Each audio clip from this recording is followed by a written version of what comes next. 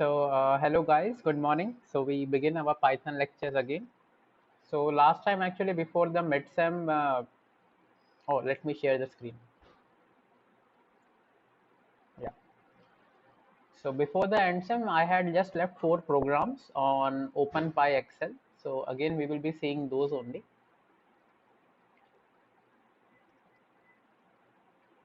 So we will go to, I think today is 27th. Okay, lecture 15, September 14, I'm opening the folder. And some programs that were left on Excel, we will just see.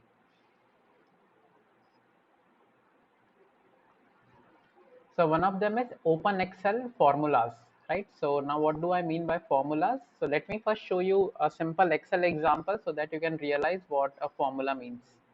So I think everybody may be aware of this Excel fact. So for example, I write some numbers here, 6212, right? And Excel, there are formulas. For example, if I want the sum of all these things, what I can do, I can just write is equal to sum, press a tab, and then just select all the cells, and that will give me the sum, right? So this sum basically is 134, right? So if you can see the formula here is equal to sum and A1 to A4. Now what is A1 to A4? A1 to A4 is the cell reference.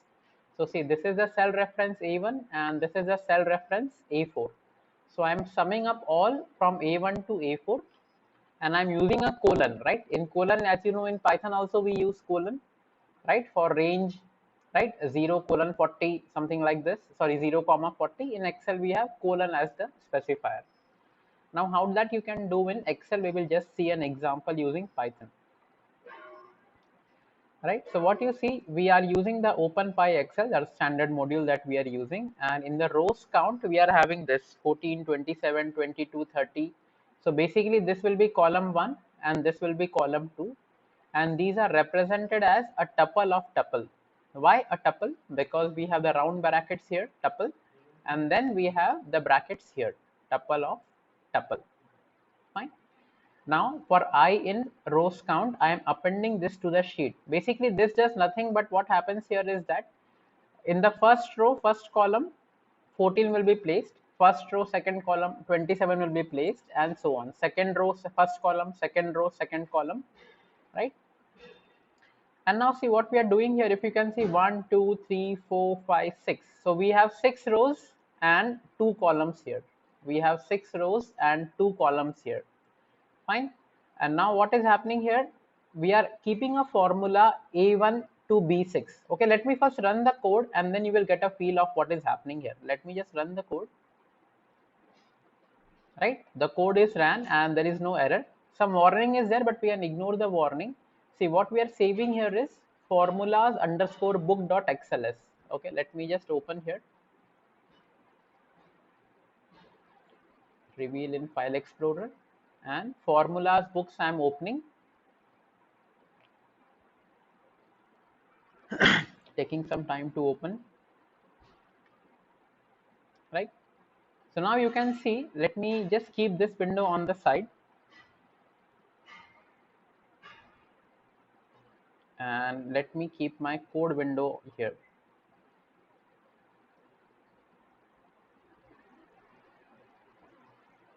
Okay, so first I will show you how are we writing this. So we have rows count here, 14, 27, 22, 30, 14, 27, 22, 30, 42, 92, 51, 32. See, everything is written here, right? Now what I'm doing here, I'm just using a for loop to append this to the sheet. See, rows count is a tuple of tuple and I'm just appending it to the sheet, right? So the sheet has been appended right now. Now what I'm doing here, I'm locating a cell, right? I'm locating a cell which is row 7 and column 3, which is row 7 and column 3, right? So this is, you can see row 7 and column 3. Column 3 is nothing but C. So I'm keeping my pointer here, and what I'm having that cell value, basically the cell value for row 7 and column 3 as is equal to sum of A1 to B6. A1 to B6. So see, how do we select A1 to B6? See, this is A1, you can see here, this is A1 and this is B6. This is B6. So what I'm saying, I am computing the sum of all these elements, right? If you see this particular location, if I do F2 here, you can do F2 in Excel to get the formula there itself. You can see this is sum A1 colon B6. The same thing that we have written here, sum A1 colon B6. This drop box here, sum A1 colon B6. So this gives me the sum of all these values, and you can see Excel automatically highlights also. When you press F2, it shows that it is working upon all these cells together. It is working upon all these cells together, right? Then you can always do some formatting. So you can say that for this particular cell, the font, the bold needs to be true. So when the bold is true, you can see this 462 has appeared into bold figures. Fine, this 462 has appeared in the bold figures. And finally, we are saving the file. So now you can see whatever you did through Excel actually manually, you can actually do through Python programming. You can actually do through Python programming, right? So this is how you can manipulate Excel using Python. So you can write any formula. So for example, there is a formula in Excel which is known as average, right? So now let us take the average of this. Let me close this file, and we are taking average of this file. When we run the code, let me open the file again. So you can see the average here is 38.5.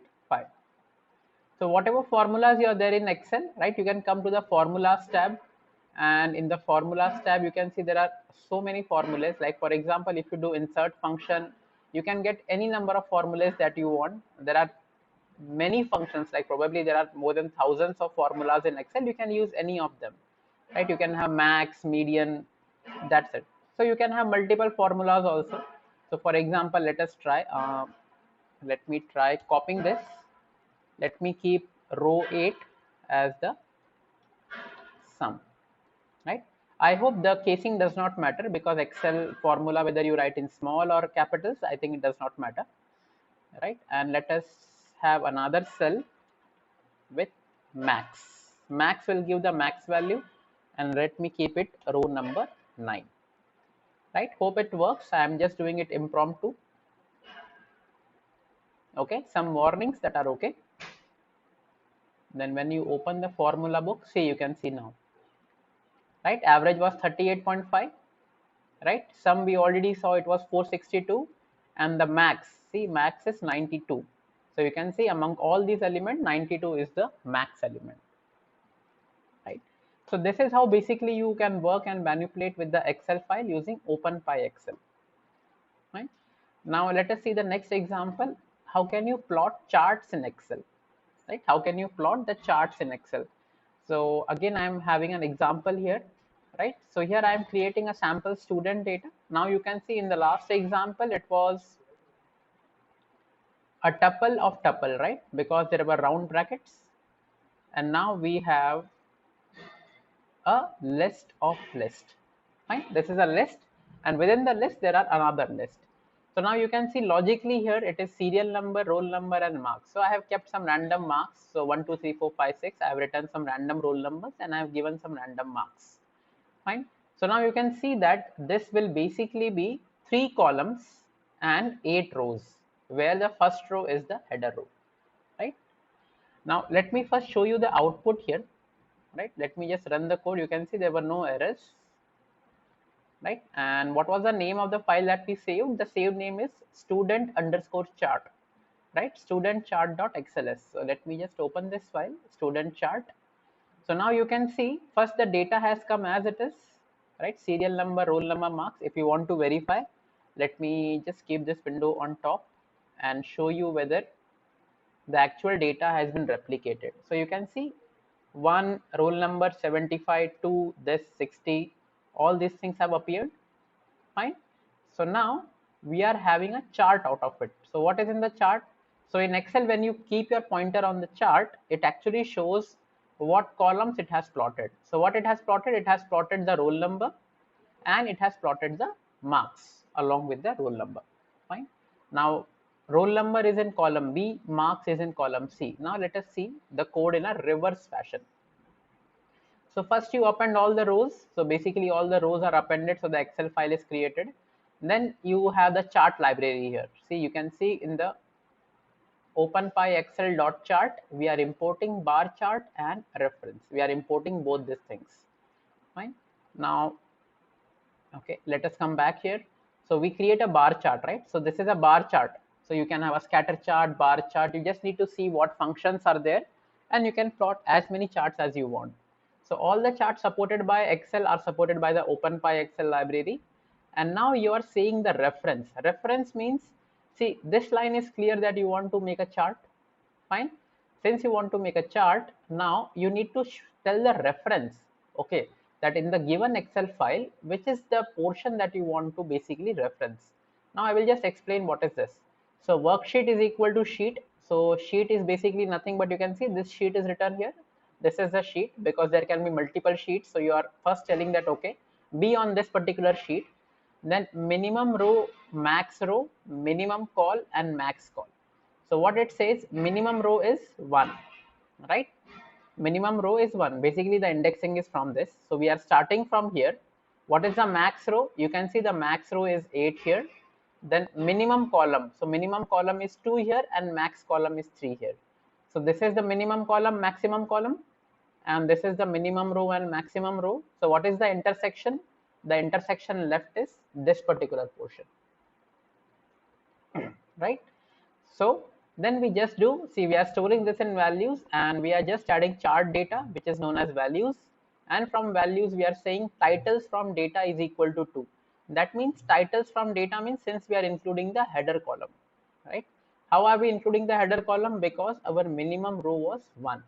Minimum row of 1 means basically this is the row, and this row is nothing but the header row, right? So we are saying titles from chart is equal to true. So you can see that titles have come, roll number and marks. So whatever is written here basically will be replicated on this side. Fine. And then just we are adding the sheet chart E2. Now why do we want E2? You can see. So as you know, what is the location? If I write E2 here, I am writing E2. I am reading at a position this one, right? So you can see this is E1 and below this is E2, right? E2 basically is the position from where the chart will start to be placed on the sheet, right? See, for example, if this chart is placed here, right? So see, this position is E5. So if I keep my chart here, E5, this position becomes E5. So that is just a location where the chart should appear. Because say, let's say if you do the position A1, then basically what will happen? This chart will come like this and your data will be overlapped. Does not look good, right? So we just specify a position and finally we save a file, right? So you can see how beautifully it is done in Excel and how beautifully you can manipulate the Excel file using Python. Right, let me just check the chat window. Okay, Subhadev is A1 to B2, then it will count all A column first and then B1, B2. So A1 to B2. So A1 to B2 basically will be like this. Let me just show you, Subhadev. So A1 to B2, right? So basically, see, this is A1, this is B1, this is A2, and this is B2, right? So when you are saying if it is A1 to B2, so basically it is like this, right? Since it is diagonal, right? So it will count A1, B1, A2, and B2. So it will count all the 4 values. Fine. If you want to only count A1 and B2, then you can just specify comma, right? So instead of this, if you give, so only 2 values are added. But if you give A1 colon B2, then everything in the range of A1 to B2, right? So for I start from this and I keep up. So you press control here. Let me just highlight this, and B2. B2, let me just highlight this with green, right? So everything within this boundary will be taken care of, right? So you can see if B, yeah,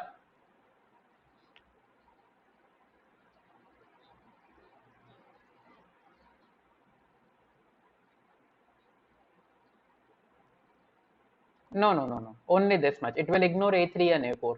It will ignore A3 and A4. Okay, so Badi, doubt cleared? Yeah. Okay. So the last program for this. So this is basically a line chart. So in the previous case, we just saw a bar chart. Now we will see a line chart. So you can see this line only varies from OpenPy Excel dot chart. We are importing line chart and reference. Reference because we need to specify what data we want to plot. See, in the previous case, it was a bar chart, right? You can always search OpenPy Excel chart. I can just Google here, right? So OpenPy Excel, you can just go on the documentation. So you can see how many types of charts are there: 2D charts, 3D charts, vertical, bubble charts, line charts, right? So there are so many charts that you can actually make here, right? So a lot of charts are given, and the documentation is also well documented. I am doing again the same example. So we have the serial number, roll number, and marks. We have some set of data, just a simple line using a for loop. We just append the row. Now you can see in the chart I am writing bar chart, right?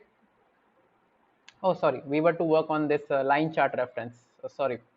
Okay, so in the line chart, now I'm having some data here, right? Some data is again a list of list. We have January, February, so we have 12 months data, and we have some random data here.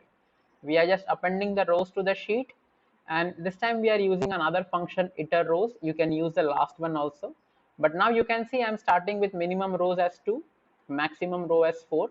First, let us see the output, and then because these all things become very easy to understand. So let me just run the code. So we are saving as line chart 1, right? Line chart 1. Fine. So you can see this is the data that is being plotted. Now let us try to understand in the reverse manner how are this output coming. Okay, this is a line chart. Where is our code? Yeah, let me just shorten this. Right, so we have, see, first column is blank. So this is the blank that appears here. Then January, February, March, April up to December. So we have January to December. That is the data that we are having. And 1, 2, 3. And I'm not specifying anything here, but probably I will write something here in this. Okay, see, I'm using a random function. So I'm placing some random values from 5 to 100 in the rows, right? I'm placing some random values. So you can see this 1, 2, 3 basically is like the serial number here. 1, 2, 3 is just a serial number. But for placing it, because we have 12 months and 3 rows, so we have 36 values. So what we are doing here, we are just having random. Random is an inbuilt Python module, and we are having a random range from 5 to 100, right? So we are including numbers from 5 to 100. So you can see here we have numbers from 5 to 100 which are plotted here, right? Now we are again having a reference for line chart, right? Now for line chart, what is the minimum row? Minimum row is 2. That means we are beginning from row number 2. You can see in Excel we have minimum row here. Minimum row is 2, right? Then max row is 4 because our data is till row number 4 only. This is used because, for example, if you have data till row number 10, but you only want to plot till row number 4, then minimum column is 1, right? Minimum column is 1. This is the minimum column, and maximum column is 13, right? Because this is the first column, and then we have 12 months, so max column equal to 13, right? And then what we are doing? We are doing add data, which is the data, right? What is the data? Data is the entire 36 values that we are plotting, and titles from data is equal to true, right? Because we are including January, February, and all these things. And then we are giving a position C6 for the chart, right? I can just write here C6. You can see this is the first cell, just behind the 120. You can see it is C6, right? So this is row number 1, row number 2, row number 3, and this is row 1, 2, and 3, right? And finally you save the workbook, right? So the assignment for midsem, which was remaining, the 24-hour assignment, I just wanted that, okay, your midsem week should go a little lighter, so I thought I will give it the next week. It will be somehow based on this particular thing only, right? So class, right now we can have a break. It's 12:23, right? So let us return back on 12:27. Fine, let us return on 12:27 and then we move forward.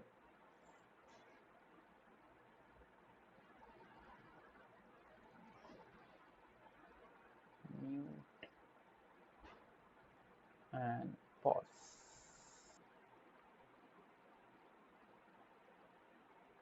Hi class, so welcome back. So we complete our lectures on the OpenPy Excel library, right? So you can just click on file and open folder and open folder for today. So today is 27th of September. That is, yeah, 27th September. Just select folder.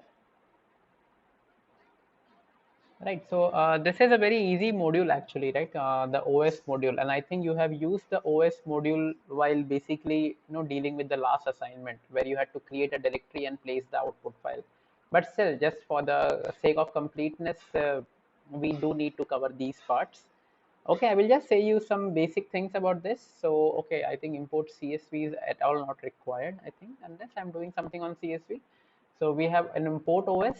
I'm just clearing the screen. Okay, fine. So there is a command called dir in Python, right? What does that dir do? So let me just exit this. Yeah, so that, right.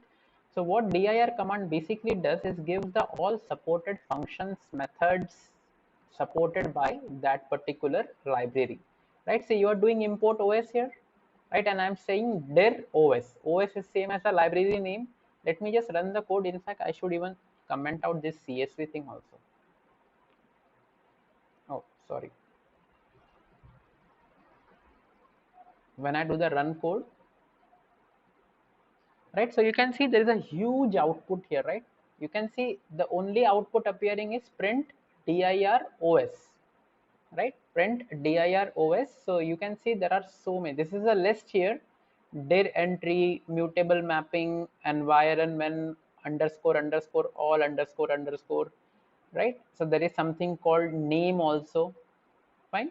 So these are the methods or functions which are supported by the OS library. Now how do you make a sense of it? So for example, see there is a name here. Fine. There is make dir. We will see this later. So first let us see the name here, right? So what will I do? I will just remove this exit and keep it here. So now I am doing os dot name, right? Now how do I know name is supported? Because I can see in the dir that the name is supported. Fine. And let me comment out this so that we can get a clearer output. So you can see the OS name has come as NT. So all the operating system after Windows 2000 are basically termed as new technology operating system, that stands for NT, right? So don't expect the output like Windows 7, Windows 9, Windows 8, whatever it is, Windows 10 and etc. and 8.1. It will just give you NT, whether you have Windows 7, Vista, 8, 8.1 or 10, or even Windows 11 is now out, it will give you NT. Fine. So this is how basically you get the list of functions basically. Right, now let us see the other outputs also. So there is something which is known as get CWD, right? Let me run the code. Okay, let me just do Control F here, CWD. You can see here, this is the command, right? Get CWD, right? Basically, CWD stands for current working directory. Current working directory. So current working directory is the directory that you are actually working, right? So let me just run the code here. So if you can see, the program right now is in my CS102, Dropbox, CS384 and lecture 15. So when I do this, it will give me this directory only, right? So you can see this output is this particular line. If you want a better output, let me just write here, current working dir is equal to, let me just put it like this, right? And let me erase this thing because this gives a huge output here, right? So you can see current working directory is equal to this particular thing, and which is actually the current working directory which we are working upon, right? So when I did print CSV, the directory of CSV, so it shows me all the functions and libraries which are supported by this. So do you remember dictionary reader and dictionary writer that we used, right? We were writing the CSV objects in terms of dictionary reader and dictionary writer, right? So these are all the other functions and all those supported. So any library which you want to see, right, whatever it is. So for example, if I write OpenPy Excel, right, and I will just do import OpenPyExcel. So when I do a dir of this, it will show me all the listed functions and values supported by this. So you can see, remember load workbook was there. We were loading workbook for this, right? And we can have other also. Comments is there and whatnot. So basically this gives you the list of all the functions. See, worksheet we were using, workbook we were using because we were writing this. See, chart you just saw in the last time, chart is there, cell is there. So this is how you basically get a list of things or the functions and methods which are supported by the library. Now let us move our exit to a bit below, right? So now as you know, our current working directory is this particular directory. Now what if I want to change this current working directory to some other directory? So see, every Windows guys has a C Windows directory, fine. So we have os.chdr. Ch stands for change, dir stands for change directory, right? Once I change the directory to this, I am again actually, let me just print the same command here, right? So that we can just verify whether our directory has indeed changed or not, right? When I run the code, you can see the current working directory was this because this is where our code is written. Then I change the directory to C Windows, and now you can see the current working directory is C Windows, right? So this happens when you have to manipulate with files. We will have an assignment on this also. See, how do you move files, how do you rename files and all those things. But you can see how logical Python has made all these things. If it were in C or Java, you had to write multiple lines just to do these simple things, right? Now let us change the directory again. I am doing it to D colon, right? Now my current directory is D colon. So whenever you are specifying the slash here, we have to give double slash just because a slash is a special character, fine. Then we have an interesting thing which is known as environment, right? Now I will tell you what does environment mean actually, right? So you can see again a lot of thing has appeared. See, os.environment. So you can see the environment is so much gibberish text, right? But this is not gibberish, right? So as all of you know, you are all doing coding, right? So you remember you have to set the environment paths, right? So you have to do something advanced system settings, environment variables. You must be familiar with this window, right? So whenever you are installing Android Studio or Python, right, or Anaconda or those things, we have to come here, and typically what we do, we come to this path and then we add up paths here, right? So I have TechLive here, I have Anaconda, right? System32, these are all system defined and all. So basically these are known as environmental variables. See, now how does it happen? So there is an environment variable known as temp, right? So what does this variable mean? So when I do Windows R and I do a temp, right? So let me just do, I do a Windows R and I do a temp. So you will see this particular directory will automatically open up, right? So you can see Windows temp has opened up, right? So for that user, okay, just a minute. I think it is percentage temp. Yeah, sorry. Guys, just let me remind you. So whenever you do with variables, it is like this. You have to place a percentage before it, right? So percentage temp percentage. See, Windows is not case sensitive, so not an issue. But if you are in a Linux system, then the case matters. So you can see this temp was a variable, right? So when I write percentage temp percentage, automatically this will open up. C users CS102 app data local temp. You can see. Just match this path, C users CS102 app data local and temp, right? So these are known as environmental variable, and there are various environment variables like OS. Now you can see OS is Windows underscore NT, and from this NT, the same thing that appeared on your output when you did the OS dot name, right? So you did this os dot name. What was the name? The name was Windows NT. From where did it got? It got from this particular path, right? So when you output basically os dot path, you can see this environment. Now you can see one important thing. See, environment basically is a dictionary. You can see this brace here, right? You can see this bracket here, and we have all users profile colon C program data. then comma. So this is a dictionary that is being actually there, right? App data and all those things. So let me just show you, if I can show you some interesting thing here. Mm, let me search for Anaconda. Yeah, yeah, you can see this particular thing, right? This will basically give you a very nice view, right? This OS colon Windows NT, right? This is the same thing, OS colon Windows NT. So what does environment basically do is enumerate all of these variables one after the other and display here, right? Now you will say, what is the use of these things? Why do we actually use environment variables?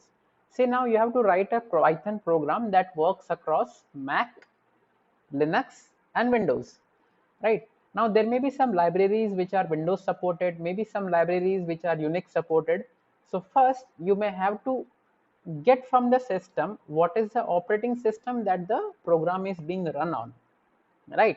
It's just like when you talk to a friend, first you need to know that, okay, whether the friend understands Hindi, English, Telugu, Malayalam, Marathi, and then you can start conversation, right? Similarly here, first you should know what is the OS, and from the OS you can determine what things to run or what not, right?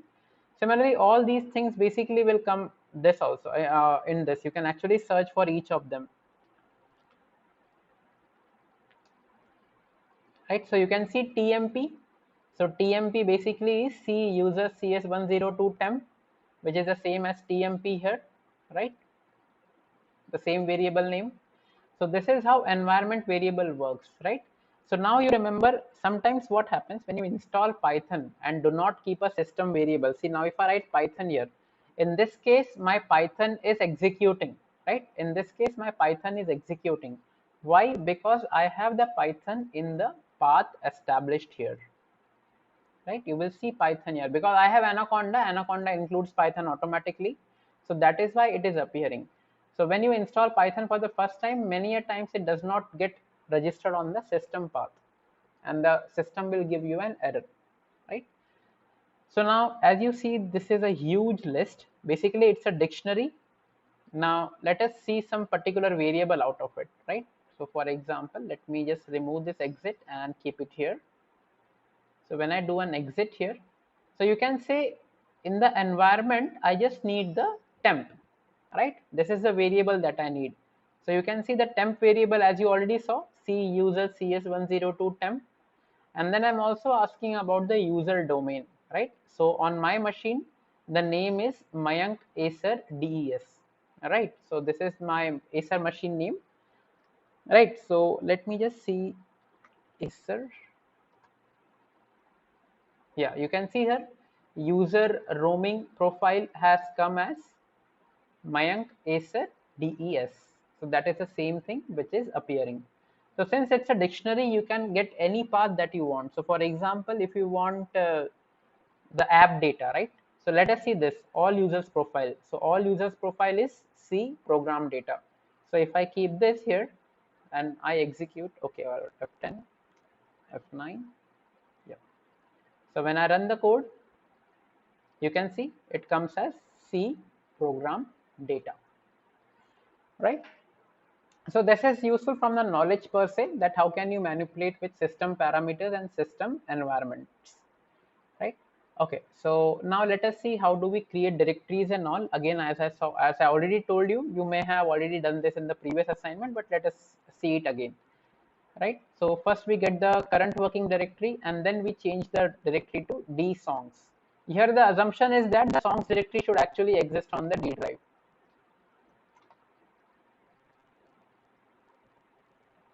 Okay, see in this directory I already have a songs directory, fine. And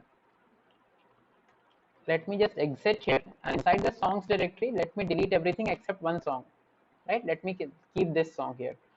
So see, there is a command mkdir which will make the directory, right? This is known as instrumental2. Let me run the code.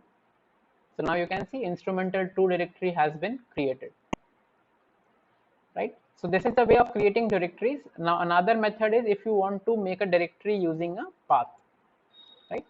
So see, these are the two paths I am giving. D songs party, which does not exist as of now.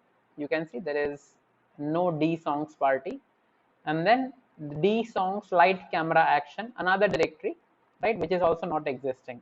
So once I execute this code, you can see that this directories will be created. Okay, so it gave me an error saying file already exists, right? Cannot create a file because instrumental2 was already existing. So let me just erase this, right? So what is a good way of writing this command is you can use a try and except, right? So you can write try mkdir except directory already exists. So in that case, your program would not stop. So let me just, okay, let me keep this window on top so that you can directly get a view how the folders are getting created. So when I run the code, see, you can see instrumental, lights, camera, action, right? Lights, camera, action has come. And then similarly, we can have this thing also. Of course, this you have already seen how can we create a test file also. So I think this is nothing new here. And see, os.system is a new command here, right? os.system basically, see in Windows when you do dir, right? Let me just do a control exit. So when you do a dir, you basically get the list of directory contents. If you are using Linux or Mac, it is equivalent to ls, but ls of course is not in Windows. So if you are using Linux or Windows or Linux or a Mac, just do ls here instead of this. Instead of dir, use ls, right? So now you see whatever the directory our program is, it will actually list those directory contents, right? Let me just run the code. Okay, again the same error. I should have used try and except here, would have been better, right? So you can see right now my directory was, the current working directory was D songs, and in the D songs I am saying os.system dir. So when I do os.system dir, you can see that basically it is listing everything which is there in the songs directory. So you can see we have instrumental lights party, slow instrumental guitar, and then we are having test, right? So this is done. So this is how basically you can create directories. Now how do you rename things? See, there is a file here called test.txt. So there is a command called os.rename. os.system basically will execute any command on the shell that you provide here. It will just directly blindly execute any command on the shell that you type here. Rename basically will rename this particular file to this one. So you can see this test was there, now it will be renamed to, you can let us say cs384.txt, right? Let us keep our lecture, our course name, and let me just comment out the initial part so that we don't get errors again and again, right? So you just keep an eye here, this will be renamed automatically, and then you can see there is a path, this one, see, okay, let me just see whether this path exists or no. It exists. Okay, just guys keep an eye here. And start file means we have to open the file, right? Start file means we can open the file. So for example, I am giving here a text file. It can be a PDF, it can be an mp3. So whatever your default application is, for example mp3 maybe Windows Media Player, PDF maybe Adobe PDF Reader, something like this. So this will just open the file, right? And for removing directory, we have rmdir. Rm is remove, dir is the path. So you will see lights, camera, action. So I'm removing this path. Let me just run the code and we will run the code. So you can see this file is opened because we wrote the command start file, and this was the file which has opened here, right? This was the start file, Mozilla and Firefox, right? This was a simple text file which I had created. And now let us see the path, lights, camera, action, and we are removing the path. See, so it does not remove the entire path, only the last directory is removed, only the last. You can see the action is now lost. We have lights, camera, and action is deleted. Fine. So this is how things work, and OS again is a very powerful library in Python that supports various system operations, right? Okay, now guys, we will just see how do we traverse through various programs, and then we will close for today. Fine. So we have a path here, D programs, right? I made this directory D programs, and I have some programs here. Basically, those are all blank files. I have some programs in C, right? I have some program in Java, I have some program in C++, I have some programs in Python, and there is a mix here where I have mixed all the programs together. Fine. Now there is a very simple function which is known as walk function, right? os.walk, and given a path, basically this walk function traverses through all the directories, files, and folders, right? Directories and folders also mean the same, right? So you can see I am having three variables here: root, dir, files, and then I'm just printing these values, right? You just see the output, how beautifully Python traverses the directory, right? The code is executed here, right? The code upon execution, you can see now how does it execute. See, what is the path which I gave? The path I gave is D programs. Fine. D programs is the path which I gave. So this becomes my root path. So you can see when I do a root, in the first line it is saying D programs. And within the programs, what are the directories that I'm having?